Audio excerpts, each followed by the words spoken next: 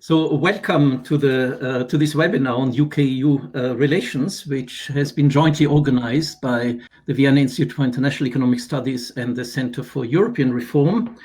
I'm Michael Landesmann from the Vienna Institute and am co-organizer of this webinar together with Sam Lowe, who you see on the screen from CER. You won't see me because we have a certain capacity constraint on showing all the pictures live. I'll make a short introduction and then tell you how we proceed with the webinar. Well, the scenery has certainly changed a lot since January 31st this year, when the UK left the EU and the transition period started. June this month was supposed to be an important date when a decision should be taken on an extension of the transition period. I mean, by now, this decision seems to have been taken, but we are now in a phase of diminished expectations. The COVID crisis has pushed the Brexit process very much into the background. It somehow re-emerged in the UK over the last few weeks or days, where tension sort of moved a bit more towards the economy after having been completely occupied by the very problematic health situation in the country. And by some people, however, the end of the transition phase is seen with a great deal of trepidation as an additional shock to an economy that has already been very strongly affected by the COVID crisis. Others see it as an opportunity to mask the impact of Brexit on the UK economy. In the EU, on the other side, the Brexit negotiations have moved very much down the list of priorities, hardly noticeable in the public debate, as other more urgent issues are top of the agenda. In particular, the discussions and negotiations over the recovery plan and the increased ambitions by the Commission and some of the very important member states to work more closely together to deal with the economic crisis. Today is an interesting day for us. We didn't plan it that way. There will be a high-level meeting per video between the British Prime Minister, Boris Johnson, the main minister overlooking the negotiations, Michael Gove on the UK side, and Ursula von der Leyen, the EU Commission President, Charles Michel, the President of the Council, and David Sassoli, the President of the European Parliament, to make a political assessment of where the negotiations stand. But nothing much is expected from this meeting other than the deposition by Boris Johnson that there will not be an extension of the transition phase, plus some pressure and commitments to speed up negotiations in the coming weeks. Given the need for ratifications by all 27 EU parliaments, but also in some instances regional assemblies like the Flemish Assembly, plus the UK European Parliament ratifications, negotiations will have to be completed by mid-October for the UK to leave with a trade deal. In spite of this deflection of attention, the future of UK-EU relations remains a very important issue, both for the United Kingdom and the European Union. And therefore, we don't make an excuse that it is very timely to hold this webinar at this stage.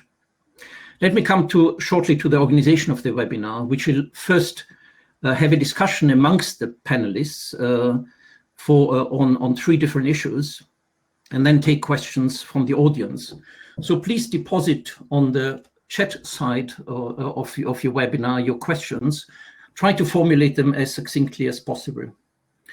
As I mentioned, there will be three segments in our discussion. The first segment discusses the current state of negotiations.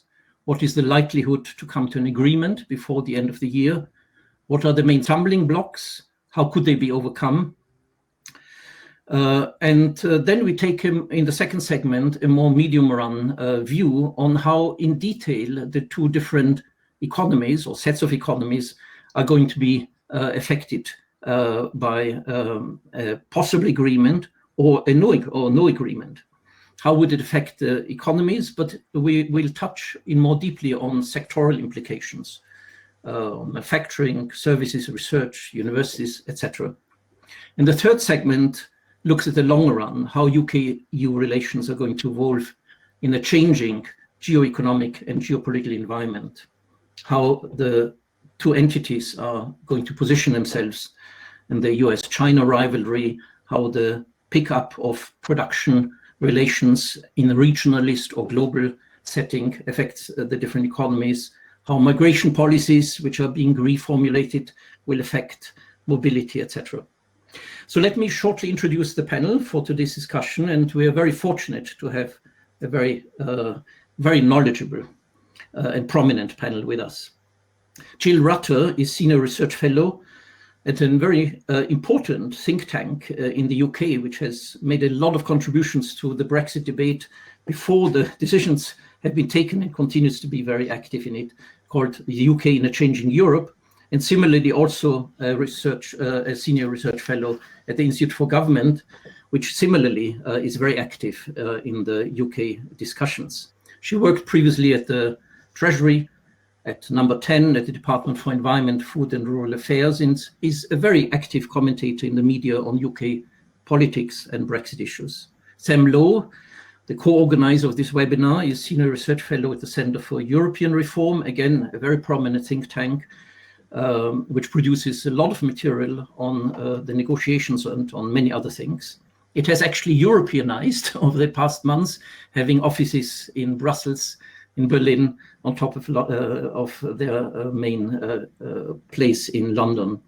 He's also a member of the British government's Strategic Trade Advisory Group, has been very active in writing very detailed and constructive papers on all aspects of UK-EU negotiations, and also has been very active in testifying before parliamentary committees over the last few weeks.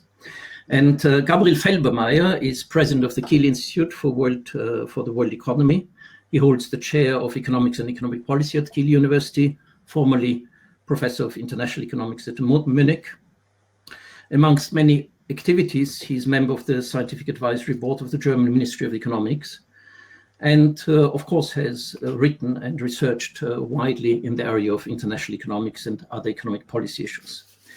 So that's by way of introduction, and let's move straight on to the first segment of our discussion. I'll start with Sam, telling us a little bit about the state of play in the current negotiations. How does he assess the likely outcome? What are the main stumbling blocks? And how he proposes, he takes a rather constructive stance on that, to overcome these stumbling blocks. Sam. Thank you very much, and I'm glad to see there's so many of you here with us on a Monday, and it is more of an eventful Monday than perhaps we were predicting until the end of last week. In terms of where we are with the negotiations, I think the main areas of contention are well known and they remain the same. So we know that there's just a fundamental disagreement over level playing field, so that's the extent to which the UK aligns itself to EU rules on environment and labour. And then also the state aid issue. Of the three, I would say state aid is the most difficult for the UK. Environment and labour, where the EU is largely asking for a commitment to not roll back existing levels of standards, is perhaps more manageable, although at the moment the UK doesn't want these provisions to be enforceable or to be anything of the like that the EU is proposing. The other areas, of course, is fish. Structure of the agreement. Should the overall agreement consist of many separate agreements, or should it all be tied together under one governance framework? And then there's also the role of the Court of Justice. My feeling here is that the negotiators, so Michael Landesmann and David Frost, have hit the limits of what they're able to achieve absent further political intervention, in that unless they are given broader scope to find alternative ways of delivering certain objectives, then there won't be an agreement. And here, I think if we look at the history of the negotiations, we can say that if there is going to be a deal, the UK probably has to move quite a lot from its starting position, but then the EU also has to budge a little bit too. And I think that's the lesson of the withdrawal agreement, and we'll see if that carries through to these negotiations on the future relationship. Beneath the headline contentious issues, of course, there are other areas of disagreement. Some interesting snippets grew out of the UK's publication of its draft negotiation text, where we can see that the UK is asking actually for quite a lot on rules of origin. This is the process by which a UK export is deemed as being actually from the UK for the purpose of qualifying for zero tariffs under a trade agreement with the EU.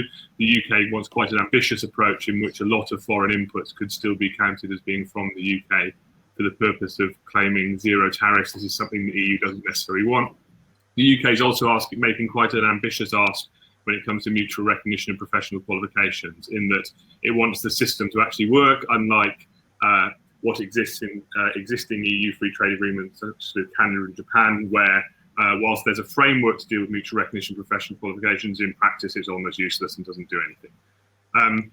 But my feeling here, so to conclude, so we can get on to the other panelists, is that I think a deal is still likely to be done. I don't expect it to happen at this point in time. I think it will happen later on in the year when there is a further political intervention. I think on issues such as state aid, the UK will have to accept enforceability and the potential for concessions to be removed, but the EU could budge away from a prescriptive approach, which would see the UK implement EU state aid rules in the UK indefinitely into the future, to one that focuses more on impact and whether the actual effect of UK state aid rules are similar to that of the EU's. And of course, the EU would still have the possibility to guard itself by reinserting tariffs in future. That's one example of the way through. Obviously, there are lots of other issues, but I do think there's a way through, and I do still think there'll be a deal. But I do think we're going to have a bit of a rocky summer, in that I'm worried that the meeting later today won't go particularly well. Thank you, Sam. Jill, do you want to add to that? Jill? No, I think. Yeah. Hello? Hi. Yeah, we can hear you and see you. Is that all right? Yeah, great. I think Sam's assessment's a pretty fair assessment. I think the interesting question is the sort of, the ultimate question is, does the government want to do a deal enough to move and potentially take some of the political flack that it will take from some of its supporters? We know last autumn that the Prime Minister was able to sell his renegotiated withdrawal agreement. He had a lot of cheerleaders in the press, knowing that an election was imminent. That withdrawal agreement could have been presented as UK Prime Minister U-turns and accepts a deal even Theresa May said was unacceptable. But instead it was portrayed very successfully as a negotiating Prime Minister pulled off through his personal intervention, his meeting with Rutter, and then successfully managed to present that and engineered an election which gave him his large majority, which enabled him to push his version of the withdrawal agreement through, and the UK leaving on the 3rd. I think the honest truth is that at the moment, I don't think the UK knows whether it will do or not. You said in the introduction that it appeared that the UK was not asking for an extension. I don't think the government's ever intended to ask for. They took the step in January in putting in their revised legislation against the UK government asking for an extension, which meant had they been going to do that, they would have had to take new legislation through Parliament. Much easier when you've got a big majority than when you're like Theresa May trying to manage a minority government, something we're not very good at early in the UK, but still a bit of a climb down. So it's pretty clear, I think, all along that they were pretty determined to get this done and dusted this year. They're very much of the view that the EU only moves at the last minute. They may be wrongly extrapolating from internal conversations at late night European councils for settling internal disagreements within the EU into the way in which the EU deals with third parties, but that is, I think, very much their deadline, that you will only get their view that you will only get movement against a deadline. I think the interesting thing here is, though, the Prime Minister has lost a lot of credibility recently of his handling of the coronavirus, but more importantly, for the way in which he's viewed within the party, he has lost quite a lot of credibility within his party over not just the fact that the UK lockdown is being lifted slower than in other countries, but because of which may have passed you all by, but this was the big row about his own advisor appearing to flout our lockdown rules, going off, and then the Prime Minister moving heaven and earth to keep him as his advisor rather than the normal thing you do in these circumstances, which is to sack them pretty peremptorily. So the Prime Minister is arguably in a weak, I think, in some ways makes it harder for him to compromise. Who are particularly critical in many ways of him are some of the Brexiteers who do not like the slow pace of lifting lockdown, think he's listening much, being too cautious in the science. So I think they're really interesting presentational issues. If you look at the UK text, say on fish, it's very uncompromising. It offers the EU nothing beyond the fact that we're an independent coastal state and we'll see you every year to talk about fish stocks. So it's really interesting how they would pull off the presentational tricks that might be needed to sell and maintain their sort of credibility. So I think while Sam is probably right, that we will probably end up with some sort of very, very, very thin and unambitious deal, which is probably a deal that is better for the EU than for the UK, in that it will probably be zero quota, but offer the UK nothing very much on services. I think it would be totally wrong to think that the UK will be so desperate that it will move heaven and earth to avoid no deal. I think the other thing to note is that on Friday, the government announced how it planned to operate the UK border in the event of deal or no deal. And very interestingly, that reverted to their original plan for how they were going to run the border in the event of no deal, which is called prioritizing flow over a long time to adjust, because they are starting to recommend much Brexit planning because of COVID. And for the few months, we will sort of wave things through when they're coming. People will have 6 months to file customs declarations. Animal plant health checks won't kick in until April. So that's already coming out. The government is thinking of that. The one thing both sides now seem to agree about, though I think the UK thinks Michel Barnier's deadline's a bit late. Michel Barnier has set another Halloween deadline of the 31st of October. David Frost, the UK's chief negotiator, has said actually the UK would like this done and dusted by the end of September. But what I don't think we're going to get, and we're not going to get today at the high-level meeting, is what were the cards when you looked at the way the UK first talked about the future relationship, is a UK walkout. The UK did, echoing some of the language around Article 4, say that if there hadn't been good progress by June, then the UK would reassess and potentially switch over to full no deal, or as we now call it, Australia mode. The UK, I don't think, is going to walk out. Instead, it is talking about intensification. I think people have rehearsed the principles to death. Can they intensify on finding ways to reconcile those disputes through substance? Otherwise, there's no point meeting every week as opposed to every 3 weeks just to disagree further. Thank you, Jill. Well, Gabriel, you can see that on the UK side, there's a lot of politics involved. Probably the somewhat diminished stature on the one hand of Boris Johnson, the way he dealt with the COVID crisis and so on. And on the other hand, Sam was mentioning that there has to be more of a move from the UK side to accept certain compromises. How do you see the balance between economic interests and the politics on the EU side, Gabriel? Yeah, that's a very good question, and a very good one, because public debates over the last months were totally dominated by the coronavirus, and there has been very little on Brexit in the German press. Only the Spiegel, for example, and in the last days has started to take the topic up, and we are getting requests by the media. We have, so there has been a pause, I think, in political thinking about the whole Brexit affair over the last months. What we do see is that the European Union is right now in a transformative situation. It's changing. We talked about state aid, and I think the coronavirus crisis will fundamentally change how the European Union thinks about state aid.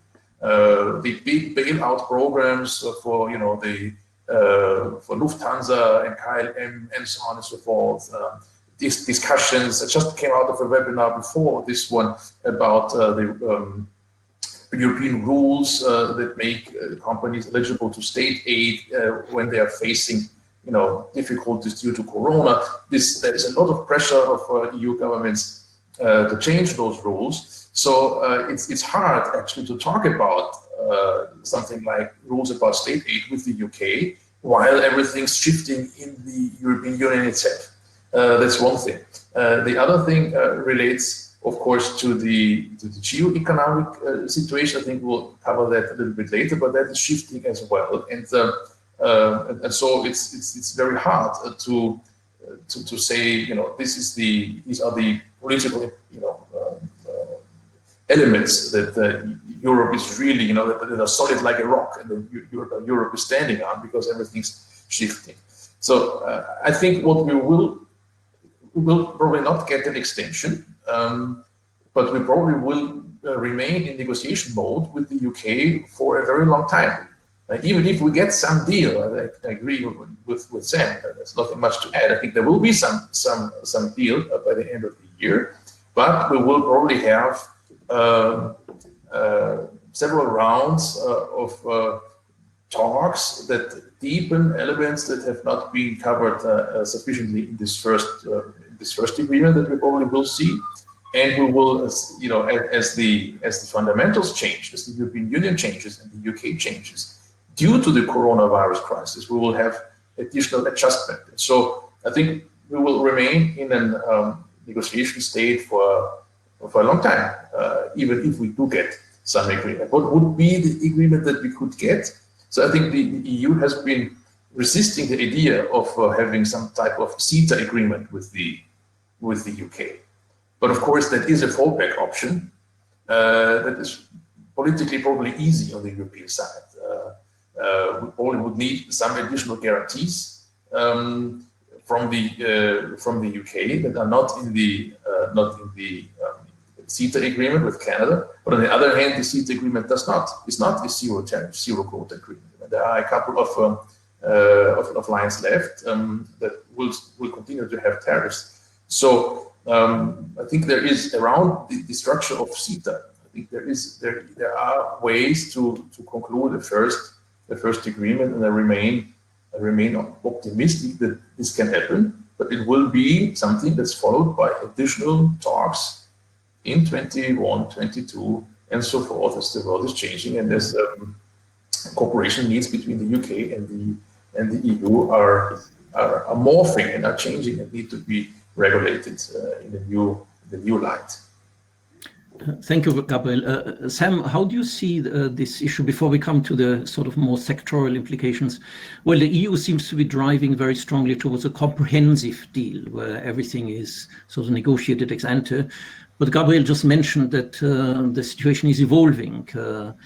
Competition policy is going to be revised. There's a lot of talk about industrial policy in the EU.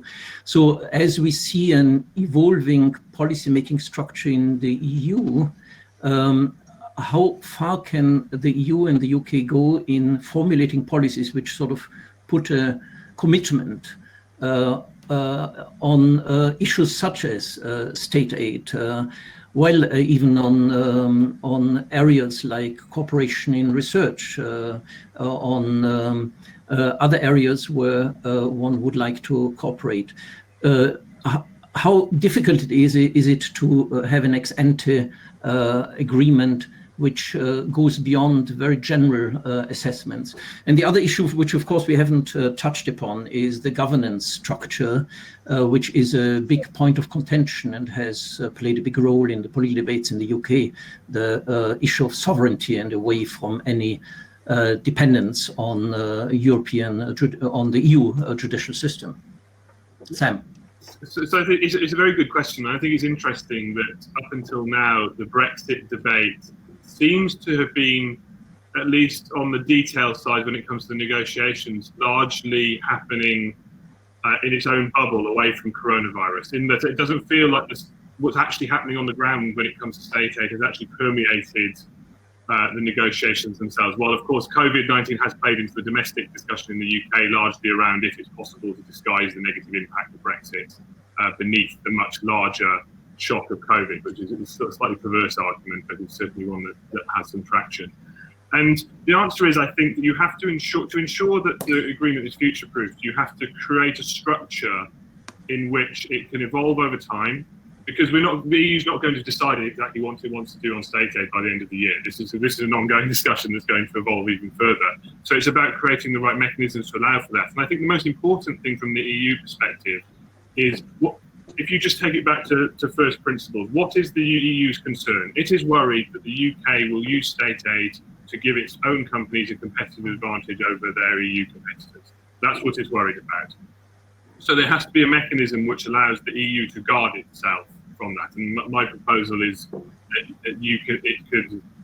tariffs could be reapplied in the event of UK found to breach the agreement, but until the dispute settlement is concluded, the EU could unilaterally put in place tariffs whilst that process is ongoing. And I think that achieves what the EU wants to. When it comes to the structure, I do think it's interesting in that the UK has already conceded the point on the Court of Justice in the context of the withdrawal agreement. And you can argue that that's only temporary in the context of citizens' rights. But when it comes to Northern Ireland, and even specifically state aid, all state aid issues that apply in Northern Ireland, where they're determined on a UK-wide basis, are subject to EU rules if it relates to trade with the EU, and there's a role for the Court of Justice. So we've already conceded the point. My argument here is that from a UK perspective, if you take into account that the agreement is going to be vast, it's going to cover areas beyond trade, areas of data sharing, say to do with tracking criminals and the like, there will be a role for the Court of Justice. The aim on the UK side has to be to minimise that role.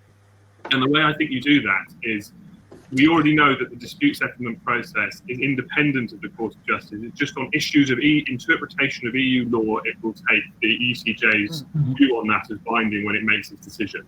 So how do you minimise the role of the Court of Justice? You ensure that there are very, very few questions that could be put to that dispute settlement process where the actual thing they would be determining on would be interpretation of EU law, which is one of the reasons the UK wants to move away from this idea that EU state aid law would apply within the UK, definitely. And I think the compromise is to look on impact rather than to be overly prescriptive. Thank you, Sam. Before I come back to Jill and to the second area where we want to discuss in more detail the issue of sectoral impacts, let me also mention a few questions which have already been raised. Otherwise, there will be too many accumulating towards the end. One interest was, what are the implications of a no deal for security cooperation? You might want to deal with that. Another issue, which of course is very much part of our second round of questions, is the interaction between Brexit and the economic crisis generated by the COVID crisis. How does it affect negotiations and outcomes of the negotiations? Well, there was another question: what is the least improbable compromise on level playing field? So giving you a turn on these set of questions and discussing in somewhat more detail the issue of manufacturing, but probably people are particularly interested also in the service area, which I guess is not something which will be discussed and negotiated in detail in this first round of trade negotiations, but might move towards further rounds after December, or preparing before that. Jill. Well, I actually think that's a very interesting point, because I think that's very much not in the UK's interests, because if we've done I think it's a real risk. Services too hard, so we'll do a deal on goods, because goods is the relatively easy, well-known territory, and do a deal on goods, and then actually the UK is just the demandeur on services. So actually, I think that would be extraordinarily bad negotiating tactics by the UK, but maybe a tactic we've locked ourselves into by the refusal to countenance an extension. Though so far, Michel Barnier has just said all our services asks are cherry picking and stuff like that. It actually strikes me that that's a bit of an unfair characterization, since it's perfectly legitimate in any trade agreement. Sam's written on this. Yeah, you put forward your offensive interest. The UK clearly has a lot of interest in continued services. I think when the real difficulty is where you can see immediate impacts, particularly on the just-in-time manufacturers, particularly if we don't get the very favourable rules of origin treatment that Sam is talking, but also potentially if we lose that the a vaguely functioning border, if there are significant delays that wreck the business model of those who are depending on just-in-time supplies of components from continental Europe, that will be very big problems on manufacturing. What's much harder to see, I think, is the immediate services, because services basically is predominantly about people. It's about the ease of their clients move to do that. That's why the UK's got asks on professional qualifications and also on ease of business travel for doing that. The truth is that I think a lot of businesses in those sectors have already started to adjust. We saw that because no deal was threatened so frequently last year, a lot of the financial services businesses potentially were affected by the sporting already had moved, not in a big way, but had moved some assets and some people into European capitals. We've seen European financial services centres. Dublin was a big gainer, some in Frankfurt, some in Milan, some in Madrid, some in Paris, some in Amsterdam. We've seen people like commercial broadcasters establish alternative centres for country of origin when they lose UK country of origin. So we've seen some of those adaptations. So I think it's really important in respect to services businesses to distinguish between the impact on the businesses, where I think they're absorbing those costs and trying to working. My nephew, who is a lawyer in Brussels, was Slaughter and May, was talking Irish qualification because all their lawyers were reaccredited to Ireland, to enable them to go on having rights in the EU. So there've been those sorts of adaptations. The risk, of course, is for the UK economy, which is that economic activity transfers out from being in the UK to increasingly moving into those capitals. So it goes with the people. And I think that's where there's a difference between, does the firm do okay? And probably those big financial service providers probably will go okay. Thank you very much. COVID, will the UK economy do? And were there quite big figures on hits to services? Thank you, Jill. Gabriel, probably from the EU side. Michael, if you want to come in. From the EU side, it's interesting to also evaluate the differentiated positions of different EU countries in relation to different sectors, sectoral implications. Well, there is a sort of almost conflictual situation on the one hand to have in German a Standortwettbewerb to attract certain areas of services into the EU, which formerly were highly dependent on the UK. On the other hand, there is also a strong interest to keep some of the important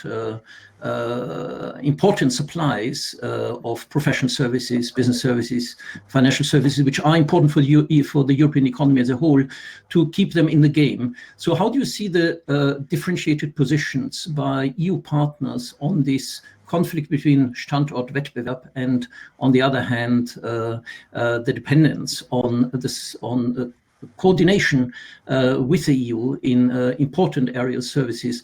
In manufacturing, of course, it's another issue, I think, where one feels that the UK might lose out quite strongly because of the frictions, even if there are no tariffs or quotas, the frictions which might emerge in terms of production chains. And given the rather strong ambition by when the Johnson government came in rebalancing the economy and improving the North, which is more dependent on manufacturing, this could be a severe hit on the ambitions of levelling up, as he formulated it in the past. That's probably more a question going back to the UK panelists.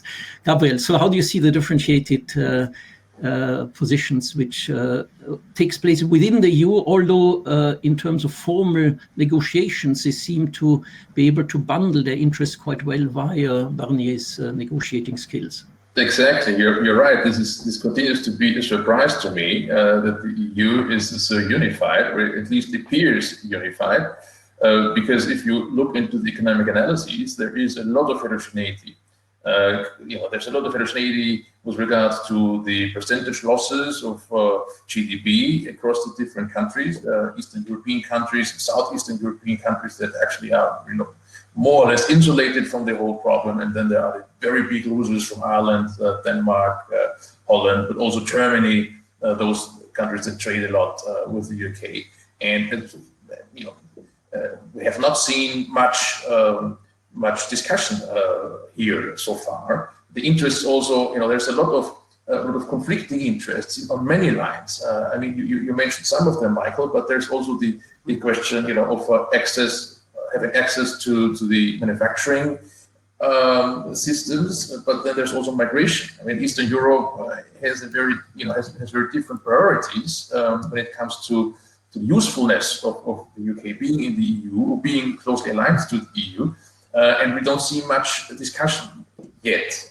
I think some of it will intensify when it's clearer what the potential deal will bring and what specific new frictions or new barriers will be in the area, for example, of mobility of workers or people. It's not yet clear what this will mean, or what, for example, the reintroduction of rules of origin means. I think this is an issue where France and Germany are not on one page. It's nothing of this is official, but when I talk to people at the German Federal Ministry of Economics, but there's a lot of discussion on rules of origin.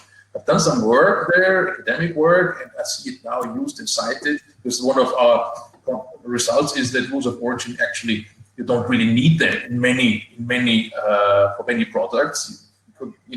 There's a lot of scope for innovative thinking and for new solutions to avoid frictions, to keep value chains intact.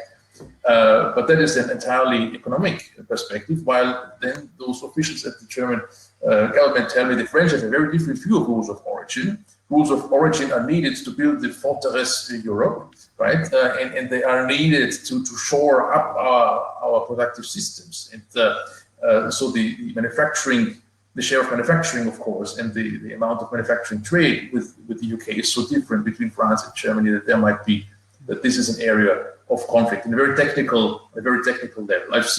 You talked about rules of origins, and this is something that's very technical, but super important for companies. And many people don't understand what's at stake there.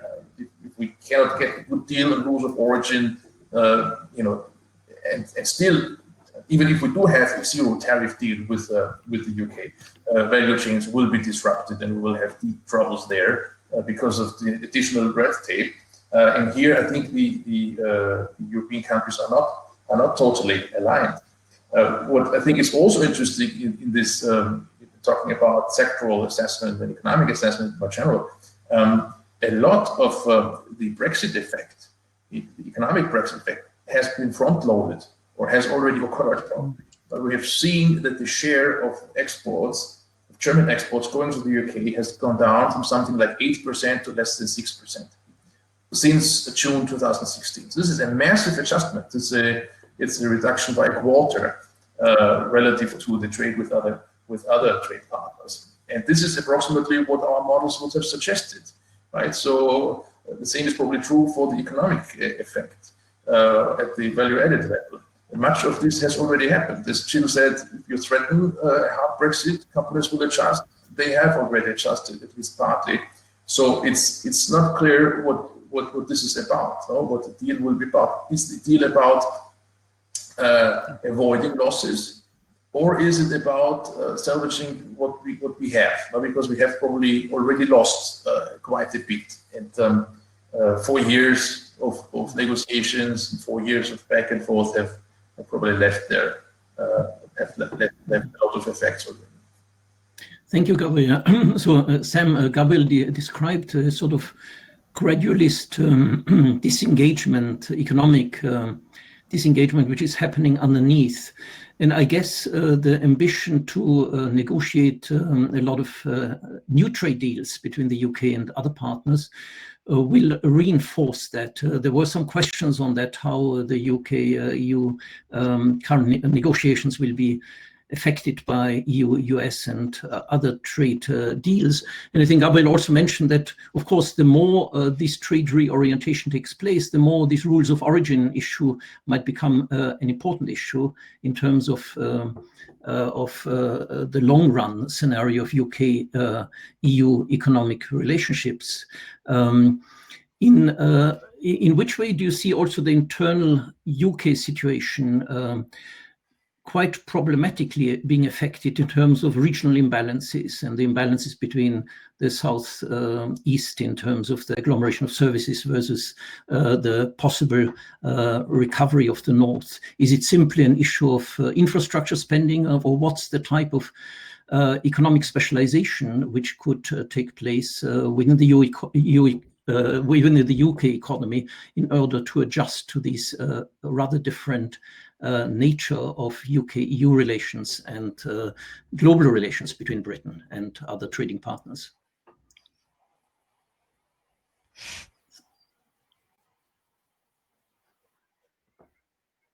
My apologies for not taking it all head on. Just as a quick aside on rules of origin, just to reiterate why they're so important. Under the existing EU rules of origin, so maybe not the modern ones for Canada and Japan, but rules of origin prior to that, no electric vehicle would qualify pretty much for tariff-free trade under them, because the battery can't be accounted for as local to the EU, and battery makes up most of the value, and most of that value is imported because it's the active ingredients. So this is why rules of origin matters. You can have trade agreements, but unless you can qualify for them, there's no point. So that's something important there. Just to come back slightly on services, because I wanted to challenge something that's been put into the discussion a little bit, which is this idea of a trade agreement that just focuses on goods and not services. That's not what's happening. We are going to negotiate a trade agreement that covers services. The issue is that trade agreements do very little to liberalize services.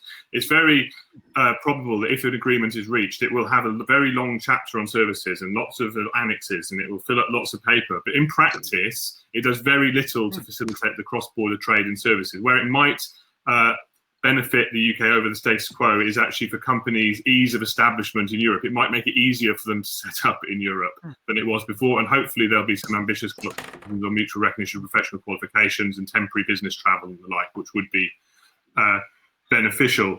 And I just think this is important to understand, because too often we get into this discussion of, well, it won't cover services. No, the problem is that the type of arrangement we're going for is, even if it does cover services, which it probably will, it won't actually do very much.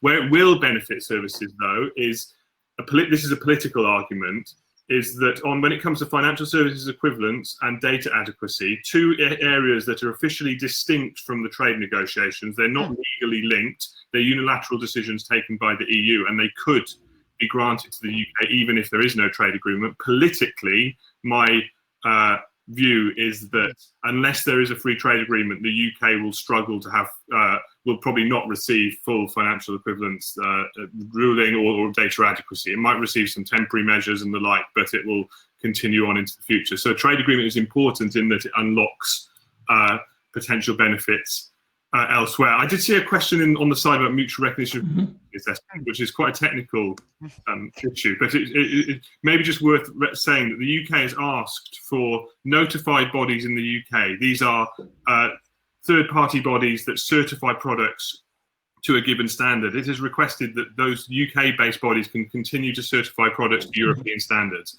This is something the EU has agreed with other countries such as Canada, Australia, New Zealand, the US, but is concerned about with the UK because it worries that a huge amount of testing for EU products will occur offshore in the UK.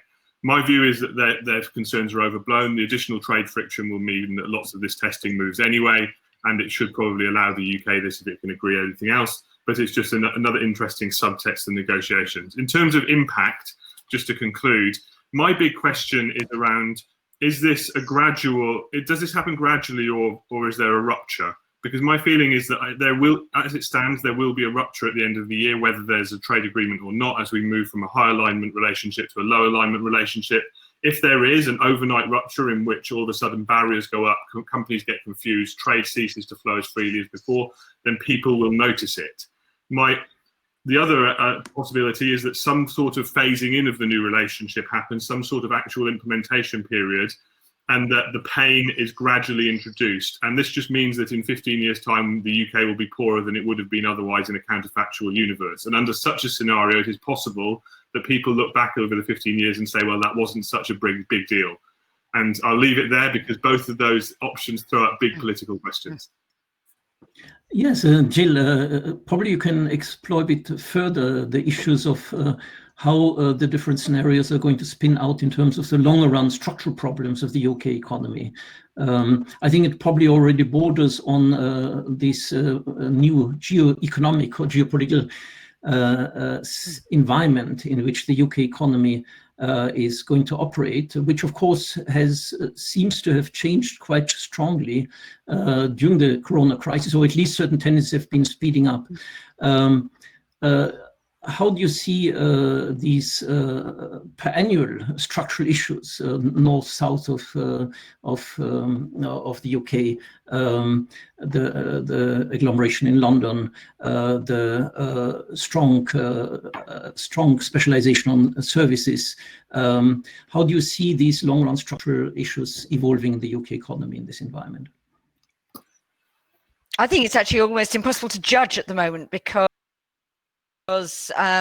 we don't know whether coronavirus will be a short-term sort of 1.5 year, 2-year problem, which is then resolved by the virus dying away, or some sort of vaccine, which means that we get over that and can revert to business as normal, or whether, for example, it undermines the long way like London, which depends critically on public transport, and whether you actually then see a version of economic activity out of London, the sort of activity that we have discovered is actually more amenable to moving online.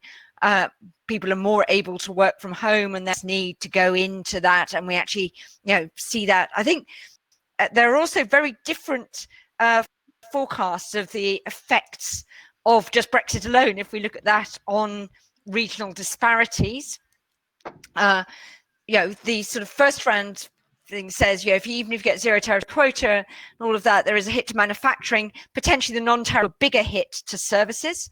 That's in some of the assessments. The services, as you say, are very concentrated in London and the southeast. So you could argue that the government achieves its levelling agenda, but through a bit of levelling down rather than levelling up. The language of the Johnson government is all about levelling up. There are other analyses, though, that say that actually, the services is more resilient, more able to take its sort of big pool of human capital and reorientate it much more quickly to exploit other global opportunities. There are big arguments that London would look big time if we failed to join the euro.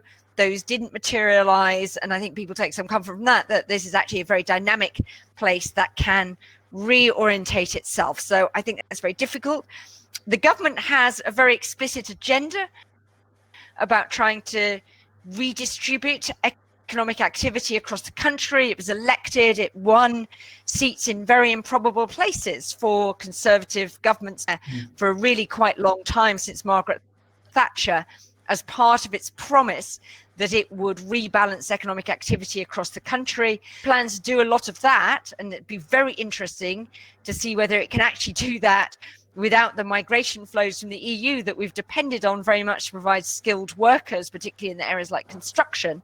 It's going to do that in the first instance through a lot of infrastructure spending. The Chancellor was setting out plans on that in his budget, which was sort of week before lockdown really hit. So it'd be very interesting to see where that goes, and that may have a long run effect. The trade deals with other countries. The government refuses to publish an assessment, this government, of the trade deal with the EU. Says it's not the sort of thing that's amenable to looking at that. There are too many factors, things like that. Actually, for them, the deal with the EU is not an economic deal. It's a political deal, and it's driven by the politics, not the economics. The deal with the US, they did publish their assessment, and their assessment was that after 10 years, the maximum boost to UK GDP would be 0.36%. So that would be the increase that we would see. So I think even the government itself recognizes that actually that may be an understatement. People say they're not very good at capturing dynamic effect, but this is not sort of world-shatteringly big. So I think there's a real sort of interest there in, do trade deals really reorientate the UK economy? And I think you would say possibly not, and particularly when you look at who are on our early list for trade deals. Australia, New Zealand, they want access for their agriculture. Are we going to export loads to Australia and New Zealand? They're really quite a long way away. So I think I wouldn't set much store by that. I think policy is interesting, but at the moment it's just too difficult to show where we can go and whether indeed we'll be able to afford some of the massive sort of support that the German government seems to be thinking of trying to get the German economy out. One of the things that makes the state aid discussion, where the UK has always been actually quite a low state aid country, is actually one of the things that makes the state aid conversation so interesting. Thank you, Gabriel. There's a question there on the fact that Germany is going to get the presidency of the Council in the second half of the year, whether that plays a role and whether it also plays a part given the geopolitical issues which are faced by the EU. I wanted to come to this third element in our discussion, how the EU and the UK are going to place themselves in the geo-economic and geopolitical settings. Obviously, the positioning in relation to China and the US will play a very important role. There's also, of course, major challenges which the EU confronts and the UK confronts to a lesser degree, which is the neighborhood of the EU in the south, in the Middle East, in Northern Africa, but of course also Russia. So in that sense, one could think of some sort of divergence of to some degree, geopolitical orientations of the UK and the EU. There was also a question, which I think I will come back to for the UK participants, on the issue of some degree of security alliance between the EU and UK and how this geopolitical, geo-economic setting affects the security alliance. Gabriel, how do you see this more global environment in which UK-EU relations are going to situate themselves? Maybe first a comment on the German presidency. I think this is good news. I think if Angela Merkel takes care of the affair, then there is better hope that this will succeed. But there are many other European issues that are really burning, and these 6 months of the German presidency will be, the agenda is already probably too long. But I think this is actually a good thing. Now on the geo-economic side of it, so I think it's pretty clear that both the UK and the EU 27 lose out of this process because the most important asset that we have in geo-economic rivalries is the single market.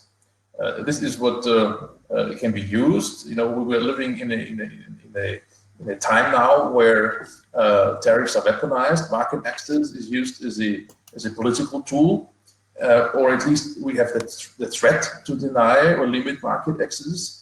For this, it's really the size of the single market. So that's why I was always trying, to convince, at least on the European side, that we need some sort of customs union with the UK. Now that is unfortunately no longer on the table, but because of that, I think it's clear that the geo-economic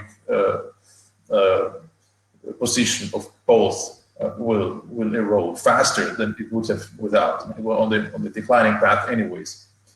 What it will also probably do is it will create a danger of misalignment when it comes to the US.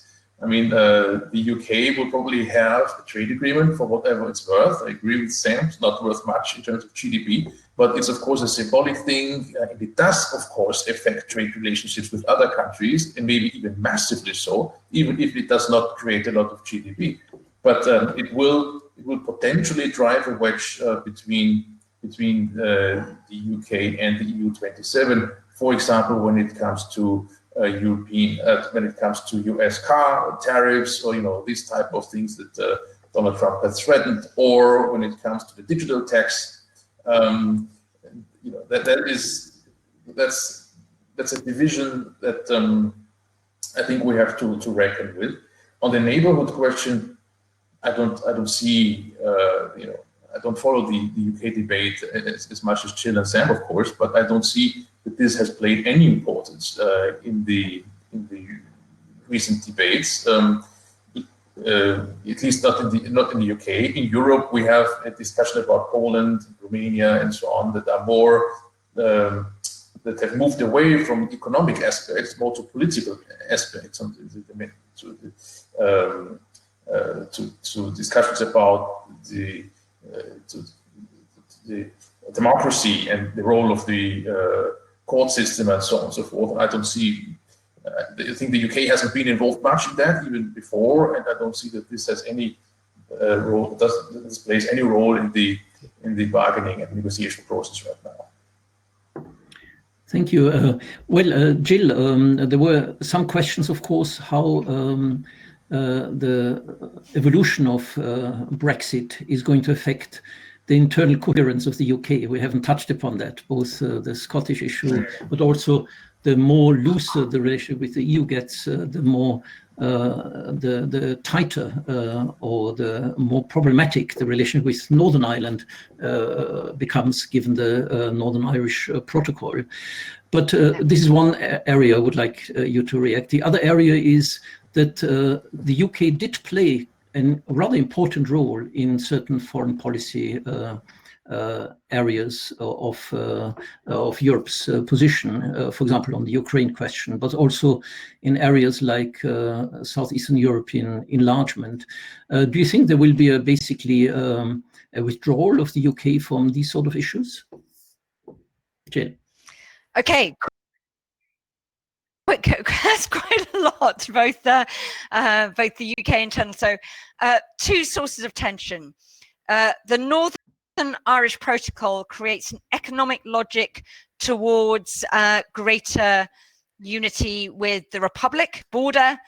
The deepness, the depth depends on the extent to which the UK and the EU agree a bunch of facilitations in wherever we end up.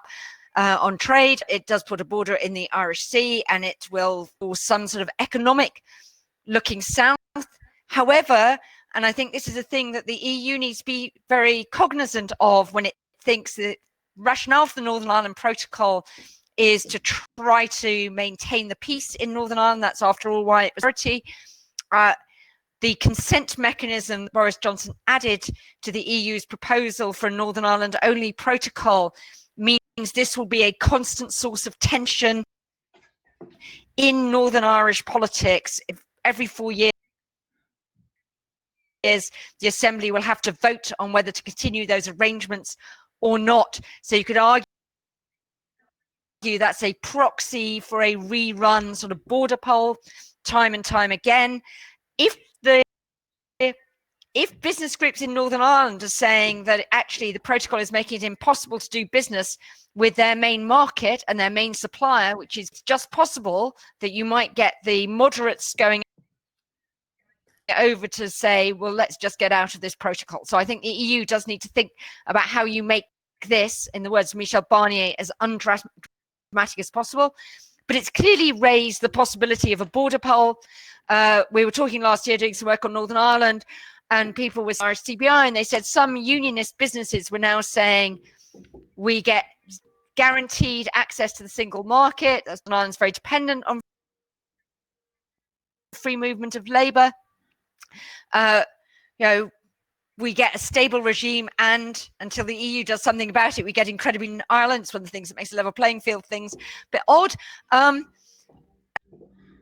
What's not to like? And these were unionist businesses thinking, actually, maybe the time has come to say the UK doesn't really have our interest at heart, and we should rethink our attitude towards Ireland. So that's a possibility. The other possibility, of course, which is on hold at the moment because of COVID, is Scotland. Nicola Sturgeon asked for another independence referendum this year. She's delayed that, but there are Holyrood elections. One reason why fishing matters to the Conservatives in Scotland and why it's a difficult issue for the UK too. There are elections in Scotland next year. She may use that as a launch pad to try and make the case for IndyRef 2. They will only, was he convinced that they've got a majority, because I don't think they can have three. So it's like a last shot for the SNP. Brexit makes the economic logic of Scottish independence much worse, much more difficult. The Scottish and English economies, if you like, are really integrated much more so than the UK and European ones. It makes the political logic much more compelling because the Scots like to see themselves as part of the sort of European mainstream rather than that. So, and the government's handling of the devolved has been pretty desultory. There are round was over extension. They all wanted extension. The government said no, things like that. There's been a spat over on that. On the foreign policy piece, I think the UK doesn't want this in an overarching EU agreement. It doesn't really see the EU, I think, as the real counterpart.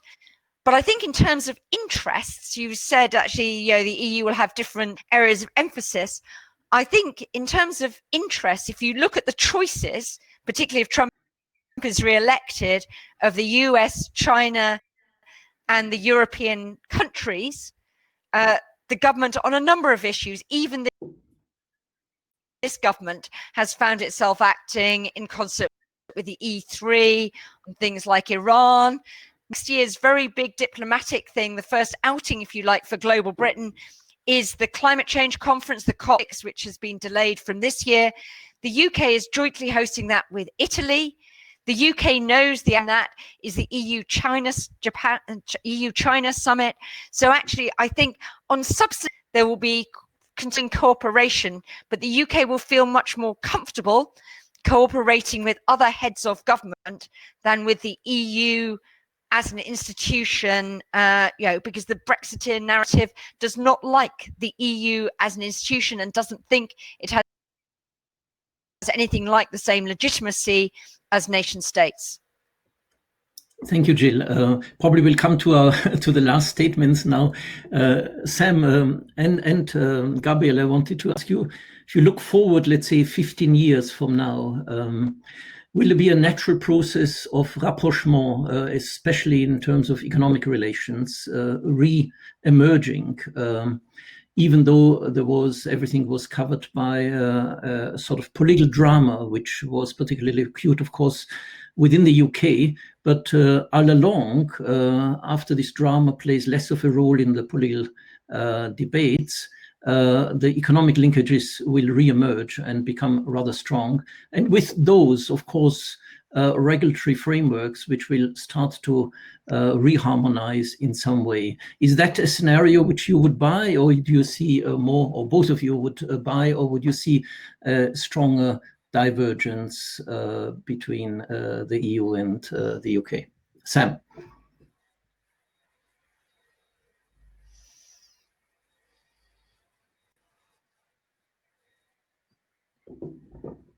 That even if there is quite a severe rupture at the end of this year, which seems probable with or without a deal, that you will see that relationship evolve over time and the UK reintegrate in certain areas. One of the reasons I think that is we won't have this type of conservative government forever, and it's also quite possible that in 15, 20 years you have a Labour government of some sort. And if you have a Labour government, they will seek to renegotiate the relationship with the EU. And what I foresee happening is the UK landing in a zone similar to Switzerland, where it's integrated in some areas, but not others. Obviously, the framework will be different because the Swiss relationship evolved with the development of the EU over time and is quite unique in that sense. But at least in terms of connectivity, I think that's possibly where we end up. But this is interesting in that it's actually one of the areas where the argument for Brexiters in favour of a trade agreement with the US makes quite a lot of sense, in that a trade agreement with the US works as a sort of ratchet clause for Brexit. It means that if you leave the EU with quite a big rupture and you do a trade agreement with the US in which you concede on some very significant issues, say around food standards, but also around approach to product standards, if you move away from the single standard model and you accept a variety of different standards and different standard setting bodies, it makes reintegration much more difficult. And that's interesting in the geoeconomic sense. Also, just to conclude, the question of China is a fascinating one. If you'd have asked me earlier in the year if the UK was prioritising a trade agreement with the US, I would have said no. And the example I would have given for that would have been Huawei, where clearly the government at that moment in time prioritised the domestic rollout of 5G infrastructure over the relationship with China. But the politics on that have changed because of COVID and also within the Conservative Party, and also Hong Kong has played into it. But it's difficult for the UK. We're an investment-driven economy and we don't have enough local savers, so we need foreign investment. And where's it coming from? And if we're cutting ourselves off partially from the European market, we don't have that access anymore, so we're not appealing in that sense. You know, one of the discussions will, well, maybe we've become the offshore hub of Chinese currency trading. Maybe that doesn't happen now because we're getting into all of these arguments with China. We're in quite a difficult position in that the world is really retrenching into sort of regional blocks, and we're just putting up barriers to trade with our most natural ally. So the next 15 years or so are going to be quite interesting for the UK. I'm sure we'll come out of it okay, but I think it's going to be quite rocky. Gabriel, you'll have the last word. What's your view on the long run UK-EU relations 15, 20 years ahead? Yeah, always risky to speculate so far into the future, but there is the EU relations with the UK that are being redefined, but we are also in the process of redefining relations with Turkey and also with Switzerland. The process with Switzerland has a lot of similarity to the ongoing process with the UK. And so my hope is that out of this mess, in 10, 15 years, we are able to develop a model that works for countries and regions that are very close to Europe, that share a lot of economic interests with Europe, but either because Europeans don't want or because those countries don't want, are not politically integrated into the United States of Europe that we are creating in a very embryonic way these days, with fiscal competence and so on and so forth. So that's my hope. But of course, it depends on a lot of things, and it does depend also on what happens in the US, because there is what Sam said is of course totally correct. No, I mean, the Eastern European countries and the UK have a strong tendency to lean towards the United States. And I think what could also happen in the 10, 15 years to come is that with a different US president and with China coming out of the Corona crisis much better than the rest, there is a new momentum for transatlantic negotiations on a constructive basis. Maybe TTIP 2.0, totally different than the old TTIP, but something like that, where the UK can take a place, and that could also, rather than this first option that I described, it's more about the neighborhood. But this could be in the transatlantic reform. The UK could play a role as well, so that 10, 15 years possibly, we're looking at a more transatlantic solution. Not three blocks, like it's often envisaged today, Europe, North America, and China, with the UK not knowing where it belongs to, but rather maybe due to the UK or with the help of UK, a more unified transatlantic approach. I think that would be worse, right? And maybe a possible outcome of all of this. Thank you very much. I think I'll draw the webinar to a close. I think we covered many areas, not exhaustively. There is much more to discuss, but I think it won't be the last one. We will hear today the outcome of the high-level meeting between Boris Johnson. I guess only a few statements will come out of that, and we might not learn that much more about the short run.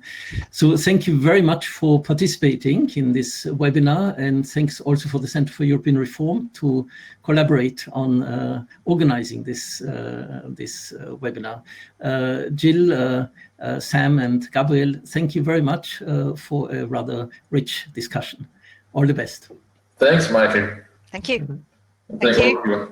Bye-bye. Have a good day. You too. Thank you.